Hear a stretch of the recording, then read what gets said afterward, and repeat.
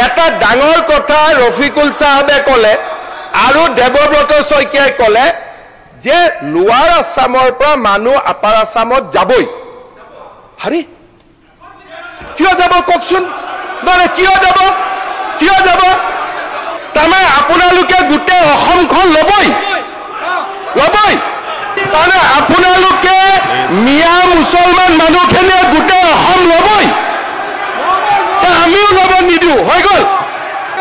অধ্যক্ষ মহোদয় আজি আপোনালোকে এটা ডাঙৰ কথা ক'লে আজি চক জানি বা নাজানি আমাৰ জনিয়া সমষ্টিৰ বিধায়ক আৰু বিৰোধী দলৰ দলপতি গৰাকী এটা আজি ডাঙৰ কথা ক'লে আৰু আপুনি কি কৈ আছে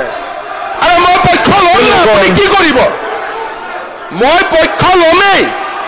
বাজ মই পক্ষ ল'মেই প্লিজ যি কৰে কৰক না মই ল'মেই ক'ব দিয়কচোন মই ল'মেই নাই ক'ব দিয়ক ল'মেই আৰে কি লাগে এতিয়া আৰে নহয় মই তেওঁ আপোনালোকে যদি নুশুনাকৈ আপোনালোকে ষ্টেটমেণ্ট দিবই দিয়া নাই হ'ব কি ডিভাইড এণ্ড ৰুল ঠিক আছে হ'ব একো অসুবিধা নাই এতিয়া পঢ়িলে শুনক আচ্ছা আজি আপোনালোকে কি ক'লে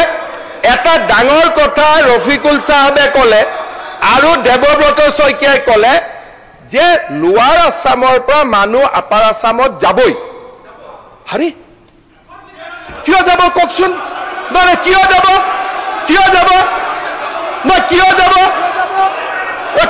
আপোনালোকে কওক তাৰমানে আপোনালোকে গোটেই অসমখন ল'বই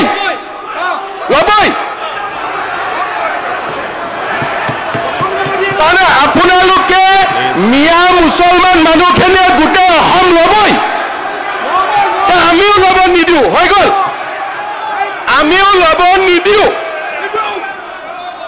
আপোনালোকে আজি হাউচত ক'লে